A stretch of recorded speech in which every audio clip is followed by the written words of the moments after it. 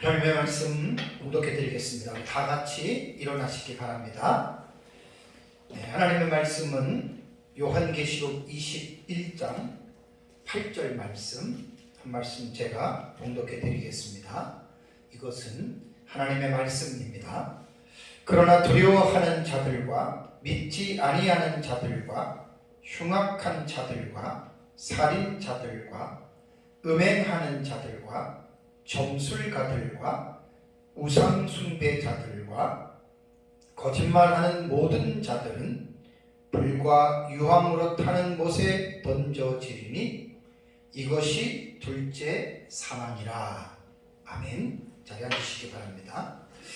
오전 예배는 계시록 21장 1절과 7절에 있는 말씀을 가지고 새하늘과 새 땅, 새 예루살렘 성이 어떤 곳인지에 대해서 간략하게 말씀을 드렸습니다. 제 설교한 내용을 보니까 이제 우리 카페에도 올려져 있는데 올 1월달에 제가 설교했던 내용입니다. 오전에 1절에서 7절까지의 내용은 제가 3시간에 걸쳐서 설교했는데 그 내용을 이제 1시간으로 제가 이제 압축해서 했고요. 올 2월 전에는 제 설교를 mp3로 음성만 녹음이 됐었어요. 그래서 이제 2월 3월부터는 이제 제가 휴대폰으로 찍어서 유튜브로 제 설교를 올리기 때문에 이번에 요한계시록의 마지막 부분 이제 들어가면서 제가 올 1월달에 했어도 어쨌든 다 영상으로 좀 자료가 남는 거기 때문에 이제 해야 되겠다 해서 제가 했습니다. 본문에 대한 주제는 똑같습니다. 그러나 이제 전후에 들어가는 내용들은 이제 조금 달라질 수가 있습니다. 이제 조금 전에 공독해드린 말씀은 새 예루살렘 성에 들어가지 못하는 사람들의 8가지의 삶의 유형에 대한 말씀입니다. 올 1월달에 설교할 때는 지옥에 가는 사람들의 8가지의 삶의 특징 이렇게 해서 제가 설교를 했는데 물론 본문의 내용은 똑같습니다. 우리가 새 예루살렘 성에 들어가는 사람은 예수 그리스도를 믿고 구원받은 사람이 들어가고 반대로 예수님을 믿지 않는 사람은 새 예루살렘 성에 못 들어갑니다. 그러면 예수를 믿지 않았기 때문에 천국을 들어가지 못하면 그 사람은 갈 곳은 딱 하나밖에 없습니다. 그것이 바로 지옥의 형벌입니다. 천주교에서는 지옥과 천국의 중간 지점에 연옥이라고 하는 장소가 있다고 가르치는데 그것은 성경에 없습니다. 연옥은 없습니다. 천국 아니면 지옥입니다. 그러면 이제 천국과 지옥에 대한 분수령은 뭘까요? 무엇을 기준으로 천국과 지옥을 가느냐? 제가 조금 전에 말씀드린 내용이에요. 다시 이 부분을 말씀을 드리면 예수 그리스도입니다. 예수님을 믿느냐 아니면 안 믿느냐, 그것이 바로 천국과 지옥의 분수령이라는 거예요. 사실 이 표현은 원론적인 표현입니다. 원론적이고 근원적인 문제이기 때문에 예수 믿으면 천국, 안 믿으면 지옥 이렇게 말을 하고 우리가 끝난다면 성경을 그냥 겉만 이렇게 보고 우리가 말할 수밖에 없다는 거예요. 성경을 자세히 보면은 예수님을 믿는 사람과 믿지 않는 사람들은 그냥 한마디로 믿었다 안 믿었다 그래서 천국과 지옥에 이렇게 말을 하는 것이 아니라 믿는 사람이든 믿지 않는 사람이든 성경을 보면은 그들이 이 세상을 살면서 어떻게 살았느냐에 대한 삶의 그 행동에 대해서 성경은 분명하게 드러내고 있다라고 하는 사실을 잊어서는 안 됩니다. 그래서 이제 성경을 자세히 보면은 이제 믿는 사람과 믿지 않는 사람 그걸로만 말하는 것이 아니라 그들이 구체적으로 어떻게 이 세상을 살아가느냐에 대한 부분에 성경에는 여러 군데에서 그런 말을 하고 있습니다. 마태복음 7장 17절과 19절에 보면 예수님께서 말씀하시기를 이와 같이 좋은 나무마다 아름다운 열매를 맺고 못된 나무가 나쁜 열매를 맺나니 좋은 나무가 나쁜 열매를 맺을 수 없고 못된 나무가 아름다운 열매를 맺을 수 없느니라 라는 말씀을 예수님이 하셨거든요. 아름다운 열매를 맺지 아니하는 나무마다 찍혀 불에 던져지느니라 라고 예수님 말씀했습니다. 이 말씀의 의미가 뭐예요? 나무는 사람이고 열매는 그 사람의 행실입니다. 그러니까 원론적으로 말하면 예수를 믿으면 천국 가고 믿지 않으면 지옥 간다라고 이렇게 우리가 원론적으로는 이야기하지만 여기서 우리가 모든 것을 끝을 내면 안 됩니다. 믿는 사람은 어떻게 사느냐, 믿지 않는 사람은 어떻게 사느냐에 대한 이 부분들이 성경에 얼마나 많이 나오는지 몰라요. 그래서 우리가 사람의 구원에 대해서 논할 때에는 행함을 배제하고 믿음만을 말한다면 그 사람이 믿음이 진짜인지 가짜인지 구별할 수가 없습니다. 그래서 야고보 사도의 그 글을 보면은 이 부분을 분명하게 말하고 있습니다. 지난주 수요일날 제가 솔라 피데에 대해서 참교추 세미나에 갔다가 와서 여러분들에게 수요일날 1시간 동안 설교한 거 기억나시죠? 여러분 구원을 받는데 우리가 하나님으로부터 의롭다함을 받는 칭의를 얻는 데에는 인간의 행함이 0.00001%도 전혀 필요가 없고 소용이 없습니다. 완전 100% 예수 그리스도를 믿음으로 말미암아 우리는 그 믿음으로 의롭다함을 받고 하나님의 자녀가 된 겁니다. 거기에는 어떤 행함도 절대로 거기 들어갈 수가 없어요. 다만 행함이라고 하는 것을 왜 우리가 배제하지 않아야 되냐고 말씀을 드린다면 구원이라고 하는 믿습니다 하고 믿음으로 칭의를 받고 끝나는 게 아니라 칭의가 된 사람은 반드시 그 다음 단계가 성화지요. 그러니까 예수 그리스도의 삶을 본받는 그 투쟁을 하는 것이 그게 성화거든요. 그 성화의 삶을 통해서 일평생 살다가 이제 죽게 되는 거예요. 그래서 성화의 삶은 예수 믿고 사람마다 어느 정도의 인생의 길 동안에 사는지는 사람마다 다르지만 그 성화의 삶을 사는 것이 예수님을 본받는 것이 간단하게 금방 이루어지는 게 아닙니다.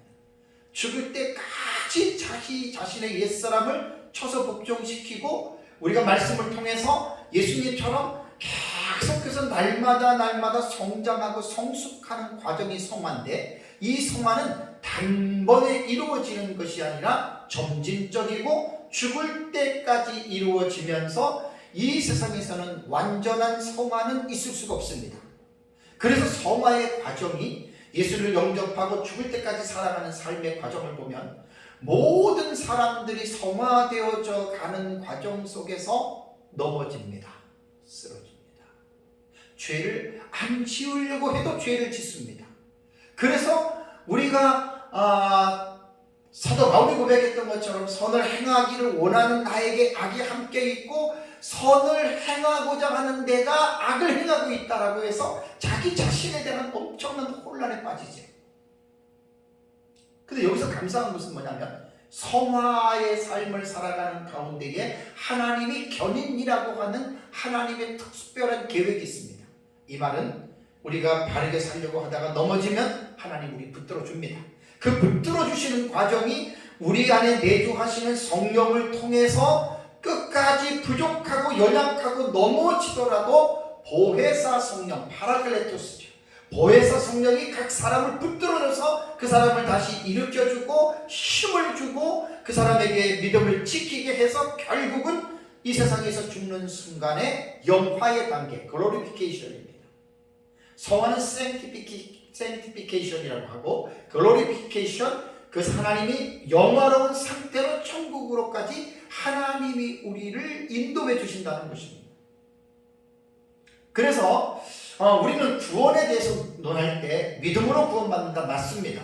그 믿음으로만 거기서 딱 끝나고 그 후를 말하지 않으면 저 사람이 진짜 믿는 사람인지 아니면 안 믿는 사람인지 도저히 구분이 안 가요. 그래서 야고보 사도에게 가면은 야고보 사도가 이 부분의 핵심을 딱 우리에게 말씀하고 있죠. 야고보서 2장 22절에 보면 내가 보거니와 믿음이 그의 행함과 함께 일하고 행함으로 믿음이 온전하게 되었느니라. 행함이 없는 믿음은 그 자체가 죽은 것이라고 말한 것은 뭐냐면, 이 칭의, 하나님에게 예수를 믿고 구원받은 사람은 반드시 행함은 따라오는 거예요. 그래서 칭의를 말하는 사람들이 칭의에서 딱 잘라버리고 그것으로 다 끝났다라고 말하는 사람들은 잘못된 사람이고, 구원에 대해서 다음 단계를 무시해버린 사람이 되는 거예요. 그래서 종교개혁가들의 칭의론을 보면, 믿음으로 의롭다 함을 받은 사람은 반드시입니다, 필연적으로 성화의 삶을 살아가게 되어 있다라고 믿음과 행함을 같이 한 틀에서 교훈을 한 것이죠. 그래서 마태복음 25장의 양과 염소의 비유는 아주 좋은 예라고 말을 할 수가 있습니다. 양과 염소의 비유를 보시면 그 오른편에 있는 양의 무리들이 구원받은 자들인데, 그들이 예수님을 믿었다라고 하는 단서는 그 본문에는 전혀 나타나지 않습니다.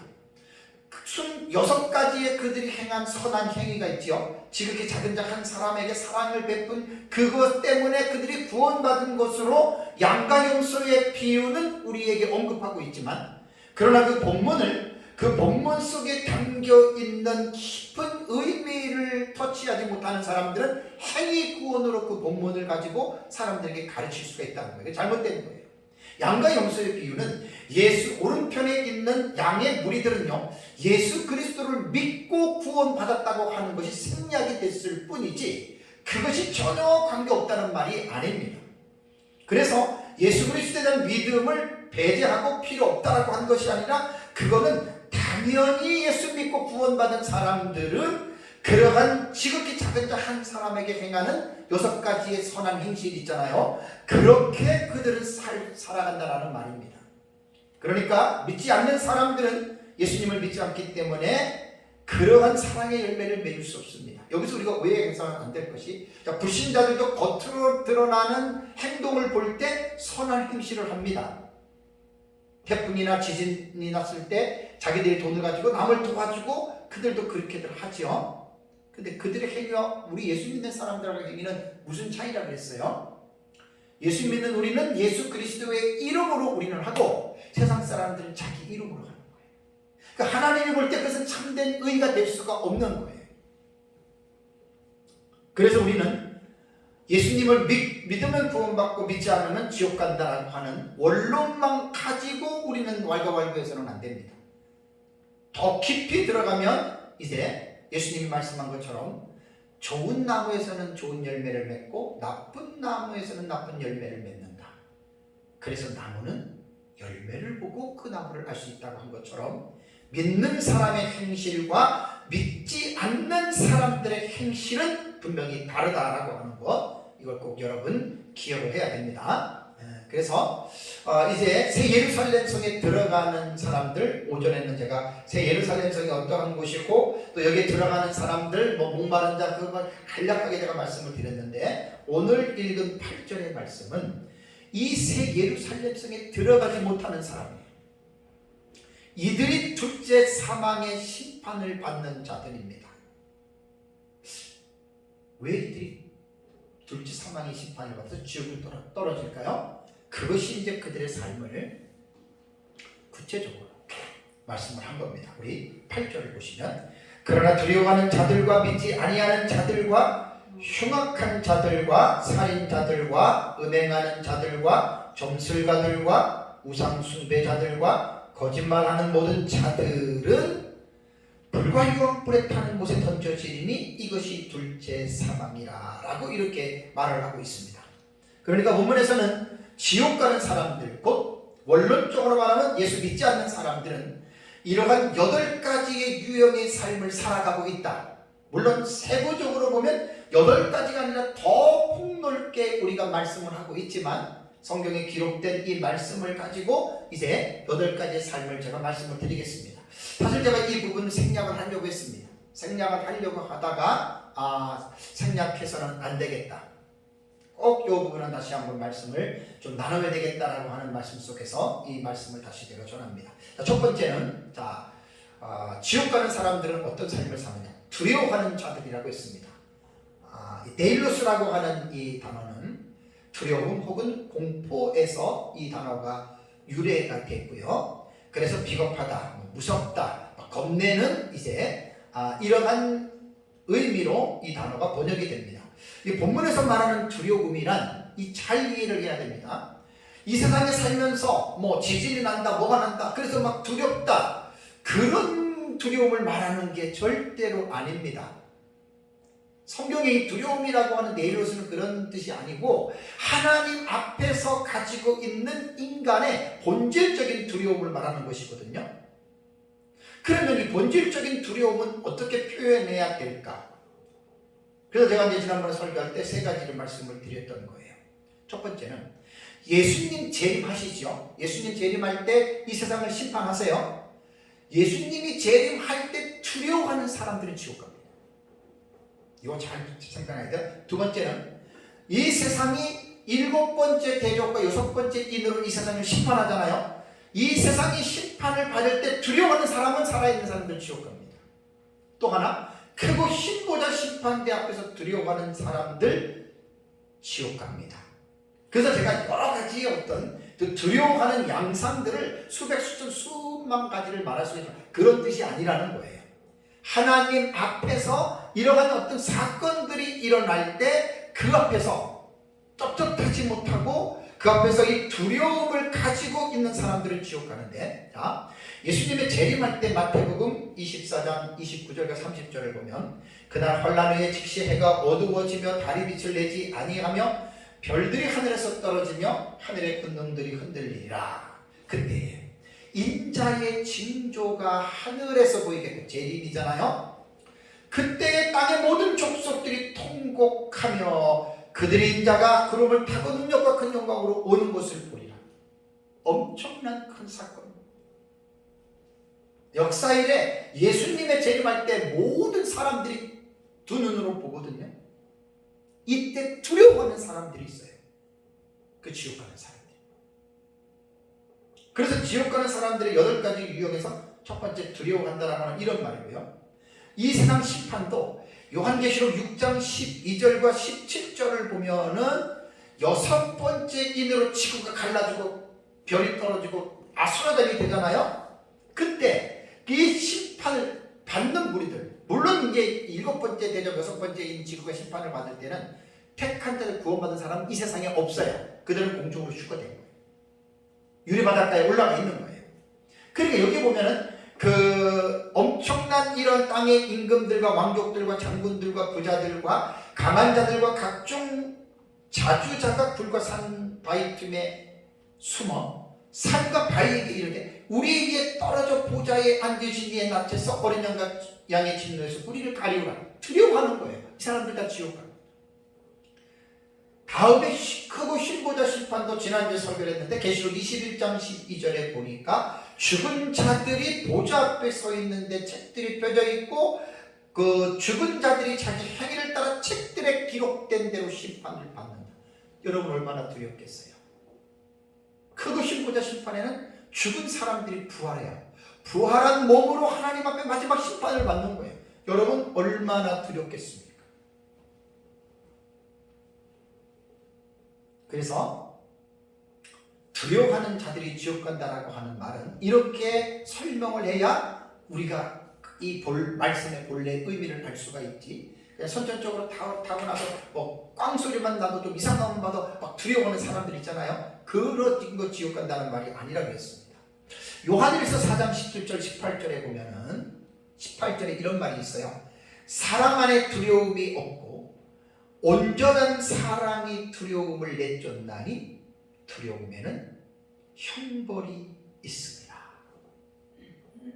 무슨 두려움을 말할까요? 어제인가 그저께 충청도 괴산에서 지진이 일어났잖아요. 그죠? 4.1인가. 그것 때문에 두려워한다고 그런 두려움으로 지옥 간다 그런 말이 아니에요. 사랑 안에 두려움이 없다라고 하는 말은 구원받은 자들입니다. 사실 우리 구원받은 사람들은 예수님의 재림 우리는 좋아요. 크고 힘보자 심판, 세상 심판, 절대 구원받은 사람은 두려워할 일이 아니잖아요. 절대 두려워하는 일들이 아니에요. 그래서 이제 사도 요한은 요한일서에서 두려움에는 형벌이 따른다 이렇게 말씀을 보시면 되겠어요. 두 번째는 예루살렘에 들어가지 못하는 사람들, 지옥 가는 사람들은 믿지 아니하는 자들이라고 했습니다. 아피스토스. 피스토스는 믿음이고 아라고 하는 걸 부정어거든요. 아피스토스라고 하는 말은 신뢰할 수 없다, 뭐 불충성, 불성실, 믿지 않는 뭐 이렇게 이제 여러 가지 의미들이 나오는데, 여기에서 제가 그 두 가지로 말씀을 드리면, 믿지 않기 때문에 천국 못 갑니다. 그럼 이 사람들은 무엇을 믿지 않느냐? 여러분 그걸 꼭 알고 넘어가야 돼요. 두 가지인데, 첫째는 하나님을 믿지 않아요. 어떤 하나님? 이 세상을 말씀으로 창조하신 창조주를 이들이 믿지 않아요. 그래서 지옥 가는 거예요. 로마서 1장 18절과 21절을 보면, 하나님의 진노가 불의로 진리를 막는 사람들의 모든 경건하지 않음과 불의에 대하여 하늘로부터 나타난다고 했습니다. 이는 하나님을 알만한 것이 그들 속에 보임이라.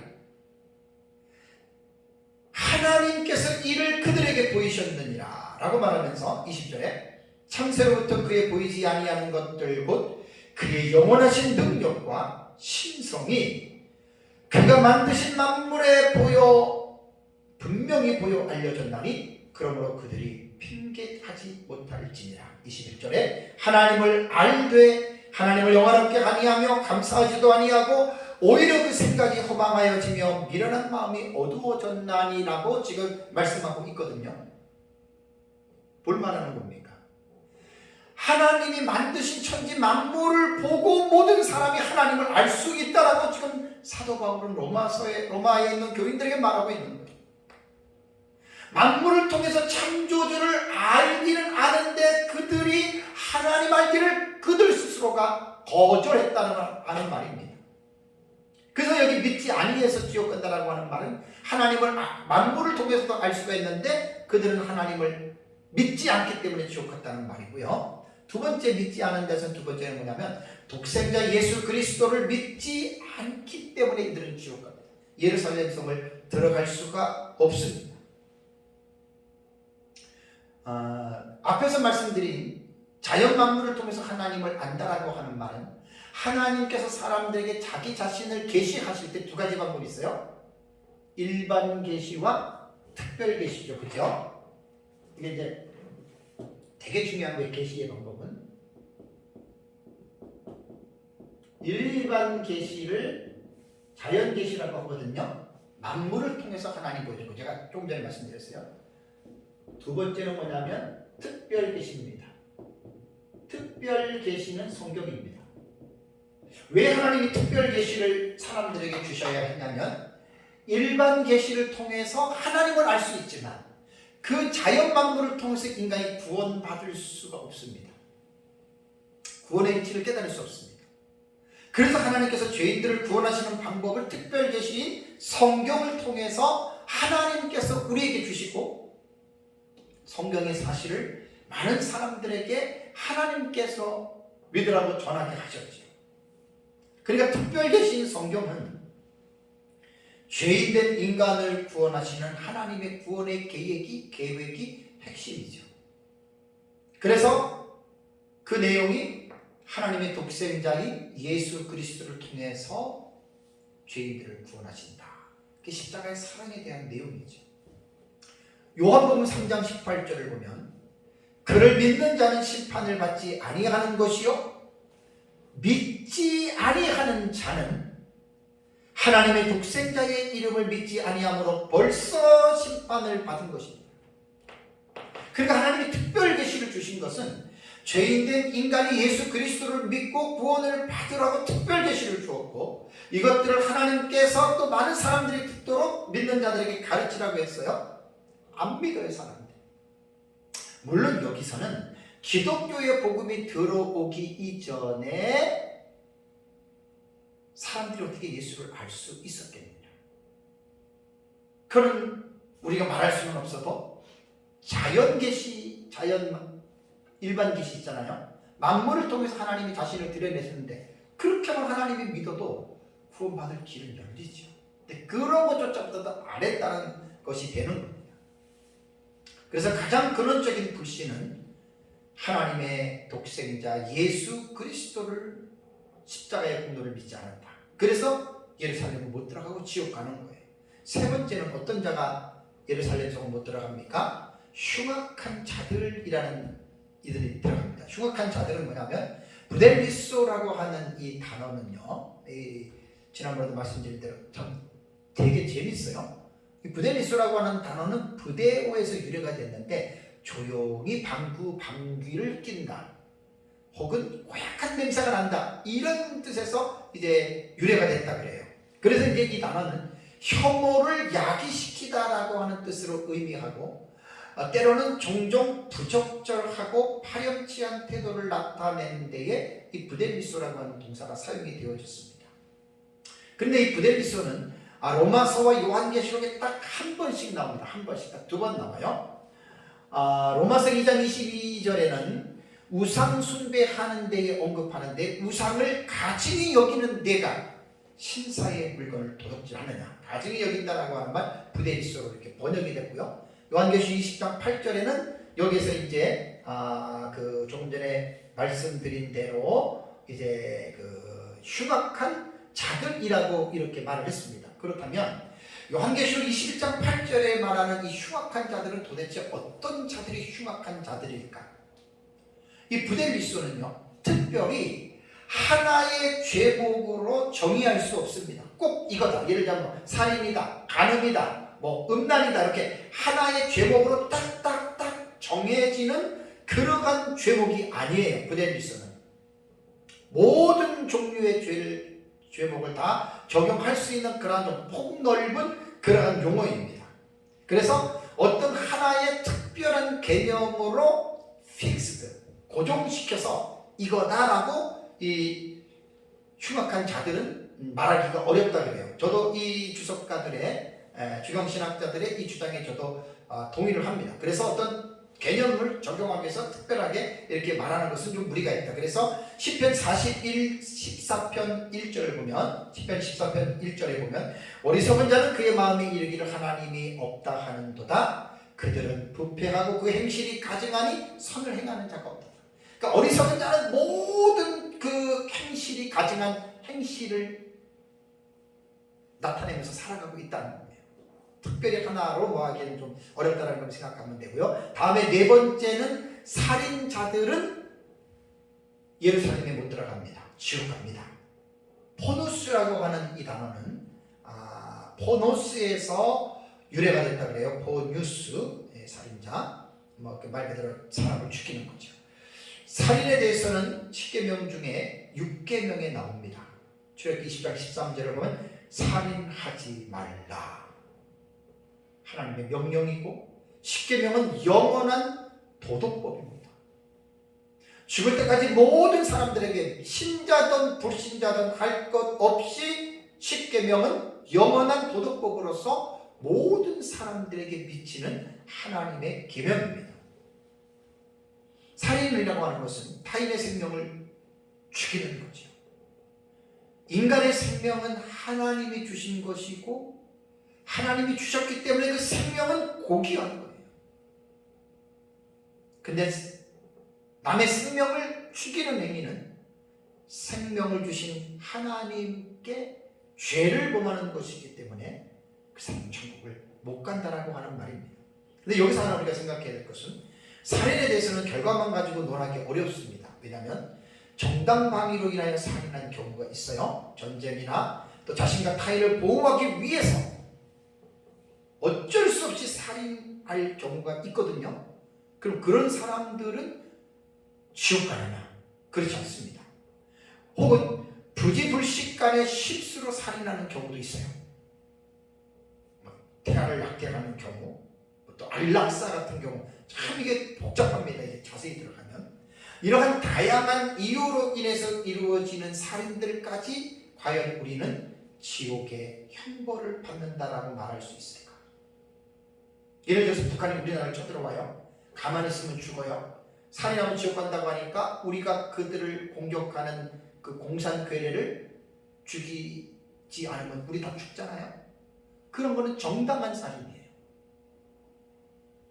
또 하나는 자신의 목숨을 끊는 자살에 대해서도 심도 있는 논의가 필요합니다.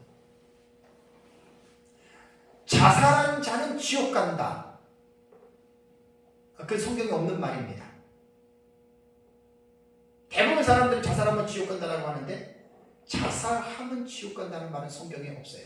로마 캐토릭에서 만든 법입니다.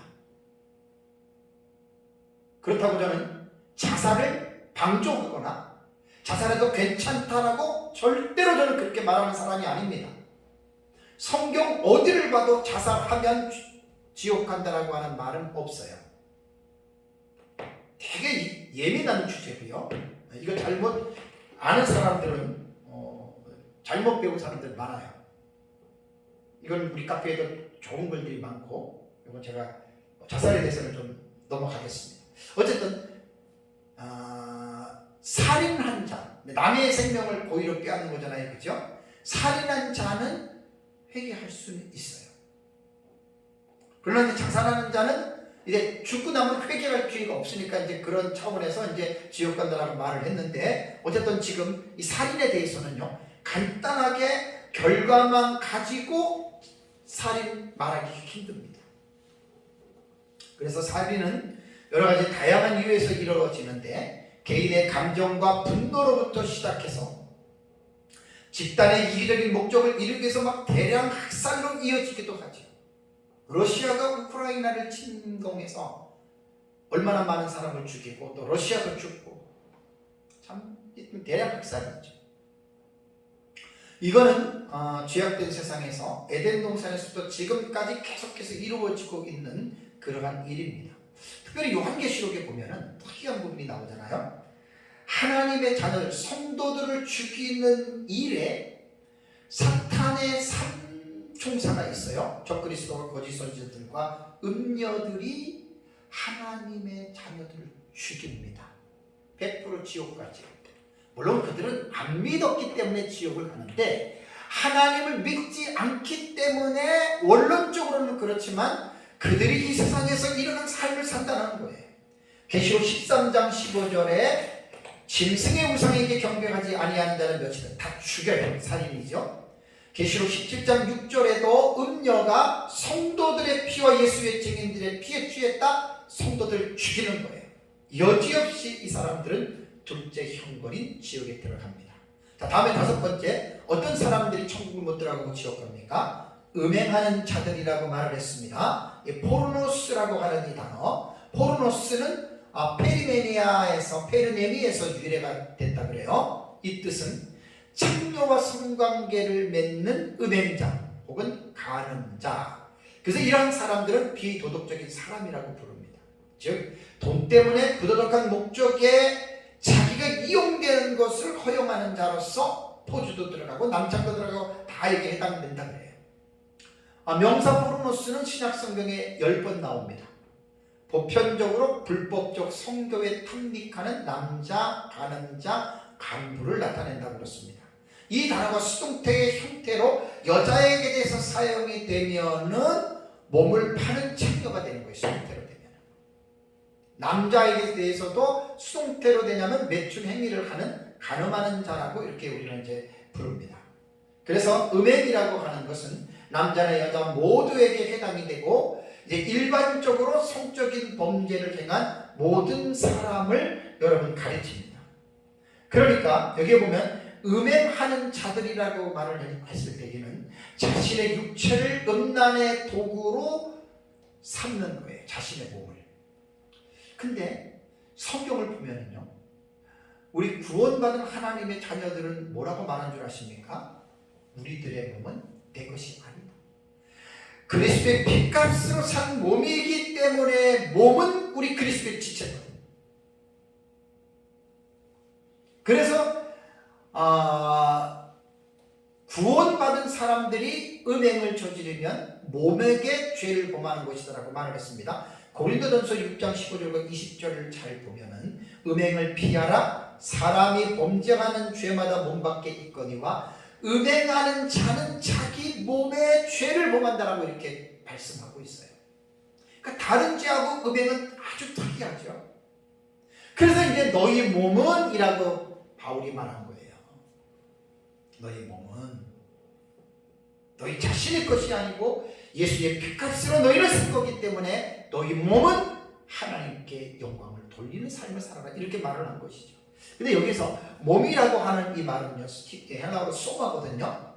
이거는 소마는요, 육체만 말하는 것이 아니라 인간의 전체를 의미하는 용례로도 사용이 돼요. 인간 전체, 몸도 되고 영혼도 되고 다 이렇게 그냥 사용이 돼요. 근데 헬라어에서 인간의 육체를 말하는 단어는 사르크스예요. 사르크스라고 이렇게 부릅니다. 이게 플레시죠, 육체죠. 그게 이제 육체고, 영은 헬라어로 푸뉴마입니다. 그래서 소마, 사르크스, 푸뉴마, 이 단어가 의미하는 바가 달라요. 그래서 이 너희 몸을 할 때 소마는 사르크스가 아닙니다. 그러니까 인간의 마음도 영혼도 들어갈 수 있는 어떤 인간의 어떤 전체를 이제 이 소마는 그렇게도 사용한다라고 하는 것을 이제 기억을 하셔야 됩니다.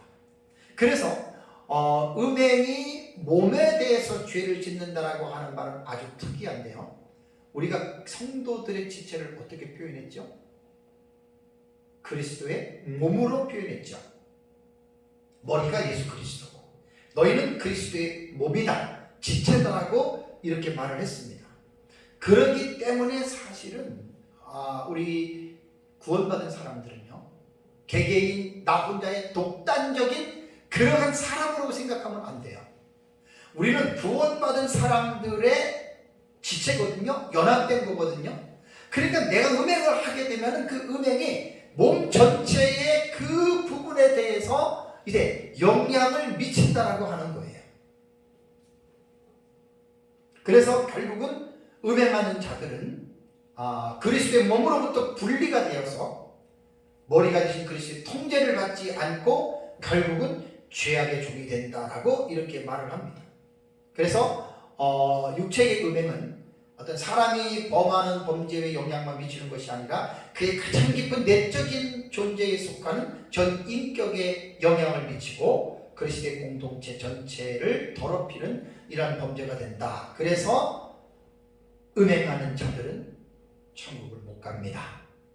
잘 들으셔야 됩니다. 지금 지옥에 갈 수밖에 없다라고 하는 그러한 말입니다. 마지막에서 제가 이제 종합적으로 말씀을 드리기 전에 이 부분에서 다시 한번 중간에 한번 적용하는 차원에서 말씀을 드리겠습니다. 자, 음행은 지옥 간다 그랬습니다. 그러면 다윗, 솔로몬, 믿음의 선지자 중에 많습니다. 그 사람들 지옥 갔습니까? 어떻게 생각하십니까? 그래서 극단적인 사람들은 솔로몬 우상 숭배하고 다윗도 음행하고 그래서 지옥 갔다고 말하거든요. 그렇게 말하면 안 돼요. 왜냐하면 다윗과 솔로몬은 회개했습니다. 그러니까 지금 8가지의 삶의 유형이 지옥 가는 사람들의 삶인데, 마지막에 또 총정리해서 말씀을 드리겠지만, 이 믿는 사람들 이제 다칠 수 있어요. 또 직후들 있어요. 근데 믿는 자들에게는 회개의 특권이 있어요. 회개는 불신자들은 할 수가 없는 거예요. 구원받은 사람들만 할 수 있는 특권이기 때문에 참된 회개를 하는 자들은 하나님이 구원해 주신다라고 하는 말입니다. 다음에 6번째, 예루살렘에 들어가지 못하는 사람은 점술가들은 천국을 못 간다고 했어요. 여기 점술가들이라고 하는 이 발마코스라고 하는 이 단어는 내용이 독특해요. 독약을 넣는 자 혹은 마술가라고 하는 이러한 의미가 있더라고요, 이 단어가. 그러니까 이제 본문에서 말하는 점술가들은 일종의 어떤 미신을 추종하는 자들로 보는 것이 옳습니다. 자, 미신이라고 하는 우리말 사전적인 정의는 종교적으로 보편성을 지니지 못하며 일반인들 사이에 헛되고 바르지 못하다고 인정되는 믿음이나 신앙입니다. 그러니까 종교적인 색채가 있는 거예요, 미신이라고 하는 말은. 그래서 이제 미신과 종교 또 미신과 전통문화 따위를 이제 구별하는 기준에 대한 가치 판단이 개입되기 때문에 여기에서 지금 우리가 보고 있는 점술가들 발마코스라고 하는 이 의미는 사실 규정하기가 그렇게 쉽지 않다고 해요. 그래서 어쨌든 그 점술가들이란 인간의 미신적인 지식으로 많은 사람을 미혹시켜서 진리를 왜곡시키고 결국은 그 사람을 멸망으로 이끌어가는 자들을 이제 점술가들이라고 이렇게 말을 합니다. 근데 이 점술가들은요, 인류의 문명이 시작되면서부터 인간 사회 속에서 함께 공존해 왔고 지금도 함께 공존해 가고 있습니다. 여러 가지 뭐 정치는 사람들, 무당들부터 무속인들 따서 말도 못하게 많은 거죠. 예를 들면 이제 고대 동굴 벽화를 보면 우리 뭐 학교 중학교 뭐 아이들 책에도 보면 나오고 뭐 초등학교도 나올 것 같아요. 벽화를 보면 창에 찔린 동물들을 그려놓고 그 어떤 수렵 생활에서 뭐 어떤 그런 일들이 이루어진 것들을 그린 그림들이 있어요. 그리고 이제 죽은 사람이 소생되기 위해서 빨간 그림 물감으로 시체들을 이렇게 칠해 놓았던 그림들을 아마 본 기억이 있을 것입니다. 그러니까 이런 것들은 미신 사상이죠. 인간의 본성 속에 깊숙이 뿌리 내리고 있는 어떤 공통적인 이러한 미신적인 사상들, 이런 것들을 이제 팔마코스 점성가들이라고 이렇게 이제 부르고 있습니다. 그런데 이 점술가들이 구약 시대에도 선지자와 같은 자들로서 거짓 선지자들의 활동하는 사람들이 많이 있었어요. 다 여기에 속한다고 보시면 됩니다. 마태복음 7장 21절 23절에도 나더러 주여 주여 하는 자마다 나 천국에 들어갈 것이 아니라고 말하면서 거짓 선지자들이 다 주의 이름으로 예수 이름으로 선지자 노릇하고 예수의 이름으로 귀신을 쫓고 예수의 이름으로 많은 권능을 행했지만 예수님이 그들을 도무지 알지 못하고 불법을 행하는 자들은 내게서 떠나가라고 예수님 말씀하셨죠. 다 점술가의 유형에 속하는 이러한 사람들입니다. 요한계시록에 보면은 요한계시록 13장 11절에서 18절에 보면 땅에서 올라오는 짐승 나오죠? 두 뿔 가진 짐승. 그게 바로 거짓 선지자예요. 거짓 선지자가 많은 사람들을 미혹시켜서 바다에서 올라오는 짐승인 적그리스도를 경배하라고 그렇게 부추기는 자들이에요. 이게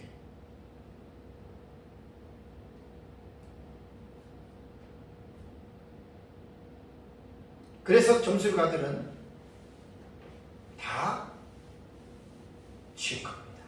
새 예루살렘 성회를 들어갈 수 없습니다. 7번째, 우상 숭배자들이라고 했습니다. 우상 숭배자들.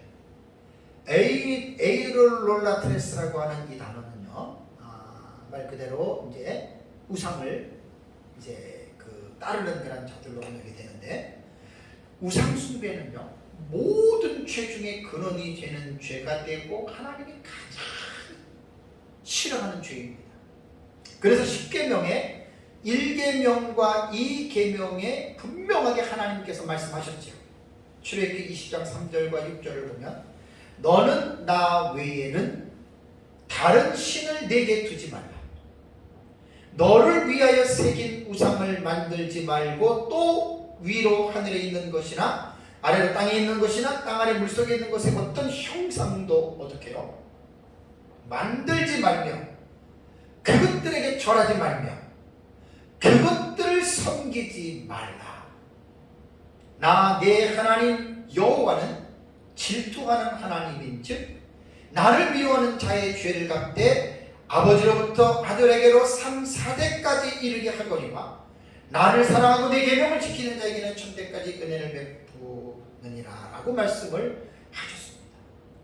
그러니까 하나님의 다른 신을 믿고 또 그 신에 대한 우상을 만들어 놓고 그 우상을 숭배하는 사람들은 유일하신 창조주 하나님을 버리고 그 자리에 거짓되고 헛된 신들을 앉혀놓고 그 신을 숭배하는 거예요. 구약시대에 아브라함의 자손인 이스라엘 백성들이 왜 심판을 받았고 왜 그들이 멸망했습니까? 바로 이 1계명과 2계명에 빠져서 그들이 하나님으로부터 심판을 받지 않았습니까? 자, 지금 이 세상에서 온갖 우상을 만들어 놓고 그 우상을 숭배하는 아주 거대한 세계에서 가장 큰 종교가 있습니다. 그게 로마 가톨릭입니다. 로마 가톨릭은 성당 안에 예수님과 마리아의 동상을 만들어 놨습니다. 그것뿐입니까? 성인들의 온갖 동상들을 다 만들어 놓고 신도들로 하여금 그 앞에서 그 동상에 발을 붙들고 동상 앞에서 기도하라고 가르치죠. 이 계명이 뭐라고 말했습니까? 사람이든 동물이든 물 아래 하늘 위에든 물 속에 있든 어떠한 형상도 만들지 말라고 그랬잖아요. 그래서 기독교는 십자가 같은 것도 안다는 거예요.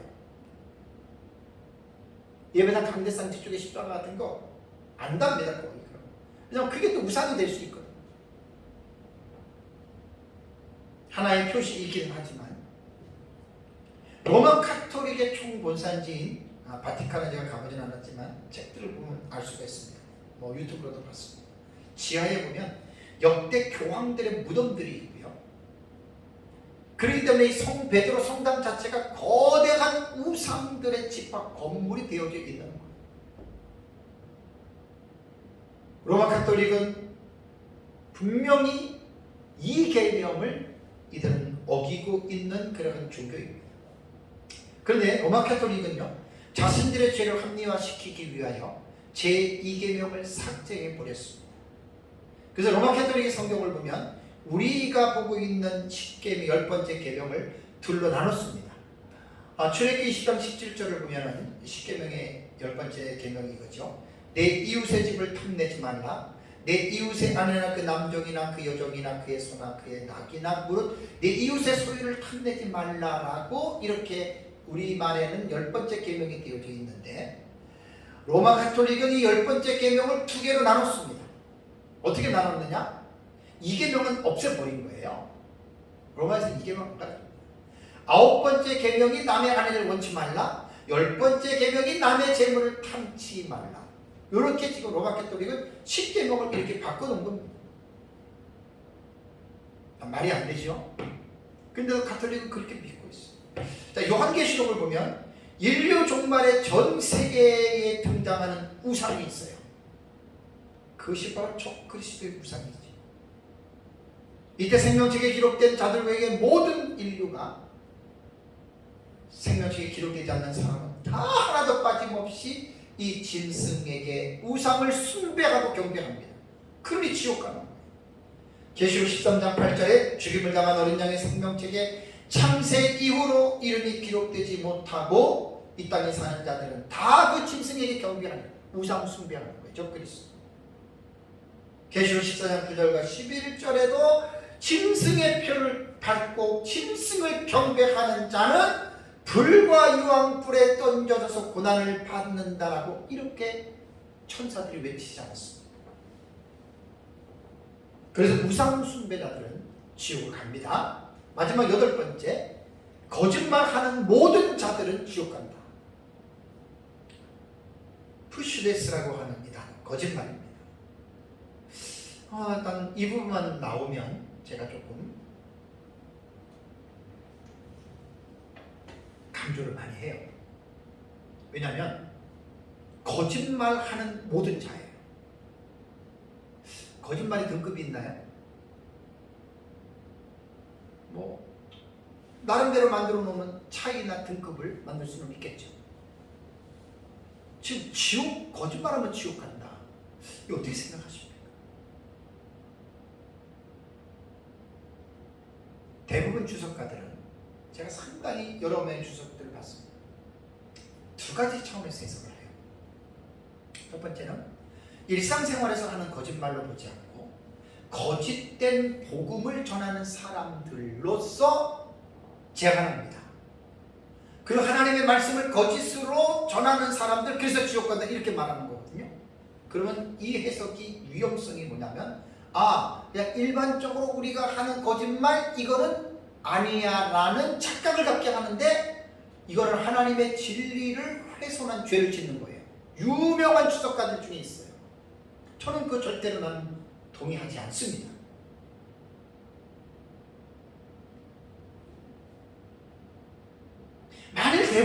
해석가들이 말하는 대로 일반 거짓말이 아니고 하나님의 진리를 거짓으로 바꾸고 말한 자들이라고 대상을 한정적으로 말한다면 이것은 분명히 편협적이고 본문을 정확하게 읽는 것이 아니라 오독한 겁니다. 이렇게 되면 십계명에서 거짓말하지 말라는 걸 한 것도 있고요. 뭐 거짓말 좀 하면 어때? 뭐 지옥 갈 죄도 아닌데 지금 이렇게 생각하면서 거짓말하는 사람들의 죄를 계속해서 부추겨 주는 거예요. 제 말이 딱 맞습니다. 거짓말하는 사람들의 죄의식을 덜어주는 거예요. 어쩔 수 없이 거짓말하는 건데 즉 그렇게 되는 거거든요. 저는 동의 못합니다. 이 해석에 대해서. 두 번째는 혹자는 본문에서 말하는 거짓말은 그냥 우리가 일상생활에 어쩔 수 없이 하는 거짓말 그런 건 아니고 습관적으로 거짓말하는 사람이 해당된다. 또 이렇게 말하는 사람들이 있더라고. 이것도 꽤 돼요. 이것도요 여러분 거짓말에 대한 경각심을 느슨하게 만들어주는 아주 위험한 해석입니다. 여러분 거짓말은 모두가 다 거짓말입니다. 무슨 지옥 갈 거짓말이 있고 지옥 가지 않는 거짓말이 있습니까? 저도 옛날에는요 이 본문을 설교할 때 되게 저도 자신이 없었고 애매했습니다. 왜냐하면 목사들도 보면 거짓말이 입에 붙은 목사들이 꽤 있어요. 사모한테도 거짓말 시키고 성도들한테도 거짓말 시키고 동기들한테도 거짓말 시키고 이런 친구들이 간혹 있어요. 선배도 그렇고. 정치하는 이 목사들은 더더욱 거짓말이 아주 심합니다.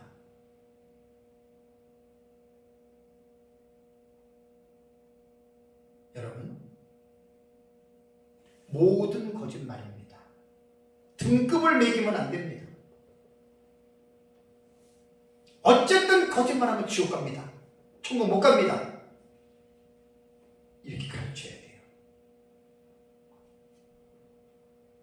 자, 그럼 한번 기존에 우리가 가지고 있던 하나님의 말씀을 변개시켜서 거짓말하면 지옥 간다. 이거 우리가 부정하고 습관적 거짓말 부정하고 모든 거짓말하면 다 지옥 간다. 이것을 교회에서 제대로 가르쳤다면 성도들 가운데 거짓말을 하겠습니까? 안 하겠습니까? 한다 그래도 두려움 가운데 거짓말 하겠죠? 그럼 거짓말하면 그 사람은 어떻게 될까요? 반드시 성도들은 회개하게 돼 있습니다. 거짓말은 어떠한 위험이든지 간에 마귀에게 속한 것입니다. 십계명의 9계명에도 내 이웃 내게 거짓 증거하지 말라라고 말을 했습니다. 근데 십계명을 안 지킨다고 지옥 간다. 그런 말은 십계명에 단순히 붙지는 않았지만 요한계시록 21장 8절에는 분명하게 거짓말하는 모든 자들은 지옥 간다라고 이렇게 말을 했기 때문에 우리는 이 말씀에서 더하거나 빼거나 하면 안 돼요. 그대로 본문을 정직하게 읽으면 돼요. 거짓말하면 지옥 가는구나. 그래야 거짓말하는 목사들과 거짓말하는 성도들이 이 말씀이 두려워서 거짓말을 회개하고 거짓말을 안 하게 됩니다. 어쩔 수 없이 하나님도 이해하시겠지. 그 자기 생각입니다. 랍비들의 문헌 속에도 보면 하나님은 거짓말과는 아무 상관이 없다라고 하는 말을 천명하고 있습니다. 거짓말은 하나님이 없이 사는 자들의 무리에 속해 있는 표식입니다. 예수님의 교훈 속에 요한복음 8장 44절을 보면 너희는 너희 아비 마귀에게서 났으니 너희 아비의 욕심대로 너희도 행하고자 하느니라. 그는 처음부터 살인한 자요 진리가 그 속에 없으므로 진리에 서지 못하고 거짓을 말할 때마다 제 것으로 말하나니 이는 그가 거짓말쟁이요 거짓의 아비가 되었음이라. 사도 바울도 골로새서 3장 9절에 너희가 서로 거짓말하지 말라라고 말했고 야고보서 3장 14절에도 그러나 너희의 마음속에 독한 시기와 다툼이 있으면 자랑하지 말라. 진리를 거슬려 거짓말하지 말라. 베드로전서 3장 10절에도 그러므로 생명을 사랑하고 좋은 날 보기를 원하는 자는 혀를 금하여 약한 말을 그치며 그 입술로 거짓말하지 말고라고 이렇게 교훈을 했습니다. 우리는 교회에서 거짓말에 대한 교훈을 감도 높게 가르쳐야 됩니다. 요한계시록에서 말하는 것처럼 거짓말하는 모든 자들은 지옥 간다라고 가르쳐야 거짓말하는 사람들을 회개하고 거짓말하려고 하다가도 번뜩 정신이 나서 거짓말을 안 하고 정직하게 살아가게 된다라고 하는 말입니다. 사랑하는 성도 여러분, 오늘 본문의 말씀을 통해서 새 예루살렘 성을 들어가지 못하고 둘째 사망인 지옥의 형벌을 받는 사람들이 어떠한 사람들인지에 대해서 8가지 삶의 유형에 대해서 살펴보았습니다. 설교 서론에서 말씀드렸듯이 지옥 가는 사람들은 예수를 믿지 않았기 때문에 지옥 갑니다. 그런데 믿는지 안 믿는지 어떻게 압니까? 그래서 예수님의 말씀대로 나무는 열매를 보고 그 나무를 알 수 있듯이 사람은 믿는지 안 믿는지는 그 사람의 삶을 보면 반드시 나타납니다. 여러분, 믿지 않는 사람들이 교회에 나와요? 믿지 않는 사람들이 하나님께 감사해요? 믿지 않는 사람들이 천국에 대한 소망을 가지나요? 삶을 보면 나타나요. 그런데 마지막 결론으로 한 가지 의문이 생깁니다. 분명히 8가지 유형의 삶을 사는 사람들은 천국을 못 가고 지옥을 가는데, 중간에 아까 말씀드린 대로 예수님을 믿는 사람들 가운데 이 8가지 죄를 안 짓고 사는 사람이 있을까요? 현실을 보면 그렇지 않습니다. 믿음이 부족하고 연약한 자들 이 8가지 죄 다 짓습니다. 구원받은 자들도 깨어있지 않으면 다윗도 간음했고 살인했습니다. 총구살인했습니다. 지금 이 시대에도 목회자든 성도든 할 것 없이 깨어있지 않으면 8가지의 죄는 누구도 저도 그렇고 지을 수 있는 죄들입니다. 그럼 우리가 이 죄를 지었다고 지옥 가나요? 당연히 죄를 지으면 지옥 가죠. 아까 말씀드린 대로 우리는 예수 그리스도를 믿음으로 말미암아 의롭다 함을 얻은 칭의를 받은 자들입니다.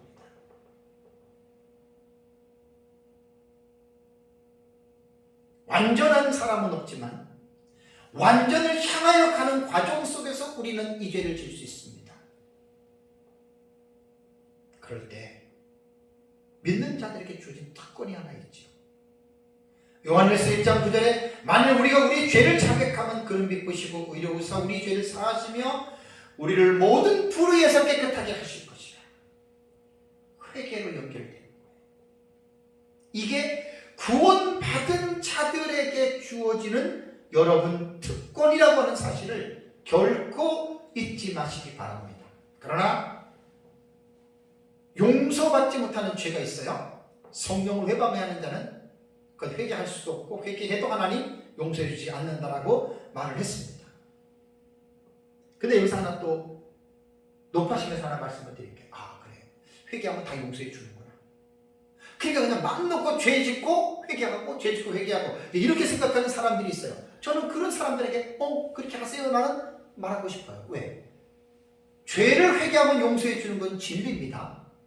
근데 이것을 잘못 읽어서 잘못 오해해서 죄 짓고 회개하면 용서해 주니까 죄 짓고, 이런 사람들에게 제가 한 가지 따끔한 경고를 제가 하겠습니다. 정문일침입니다.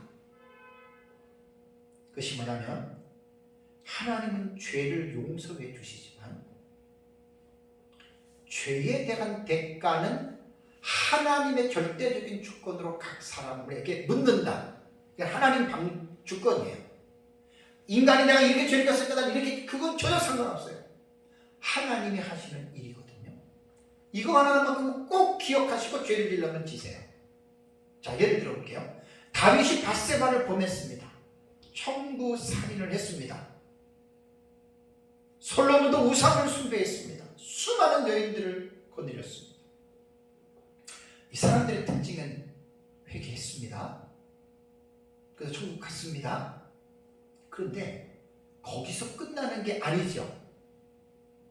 다윗의 경우를 보니까 평안하던 가정이 어떻게 됐어요?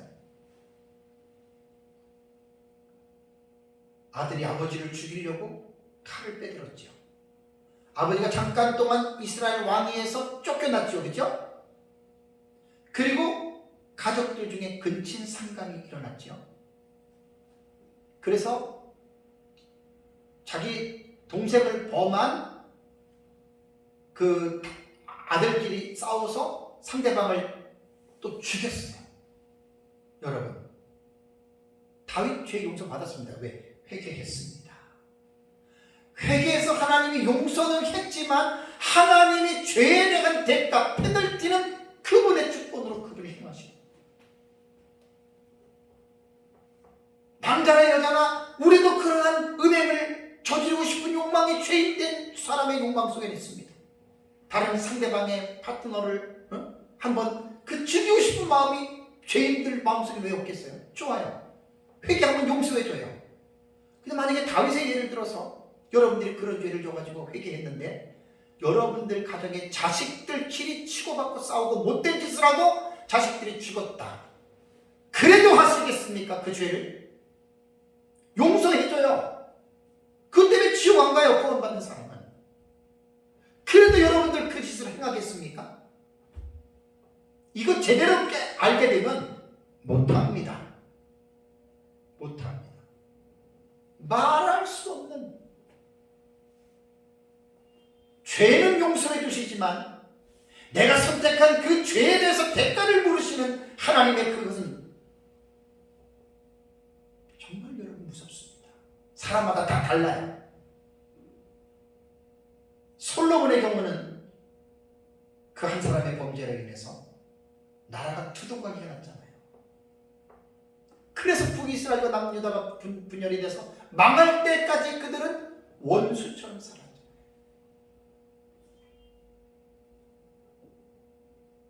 우리가 이 사실을 분명하게 이해하고 있어야 됩니다. 구원받은 성도가 죄를 범하면 회개를 통해서 용서해 주십니다. 그러나 그 죄에 대한 대가는 하나님 반드시 물으신다라고 하는 이 사실을 명심하시고 말씀을 맺겠습니다. 구원받은 성도는 하나님의 말씀 안에서 살아가는 자들이고, 혹시 죄를 지을 때마다 회개하여 바르게 살아가는 자들이라고 하는 사실을 명심하시고, 이건 예수님 때문에 받은 특권이고, 예수님을 믿지 않는 사람들은 이런 특권도 없고, 그들은 죄의 방임이 되어버려서 이러한 9, 8가지의 유형의 삶을 살다가 결국 그들은 마지막 심판 속에 지옥 갈 수밖에 없다라고 하는 말입니다. 우리가 늘 깨어서 근신해서 이러한 죄에 우리도 넘어갈 수가 있습니다. 이런 죄 짓지 않고 저와 여러분들이 바르게 끝까지 잘 살아가는 이런 믿음으로 승리하는 삶을 사시기를 주님의 이름으로 축복합니다.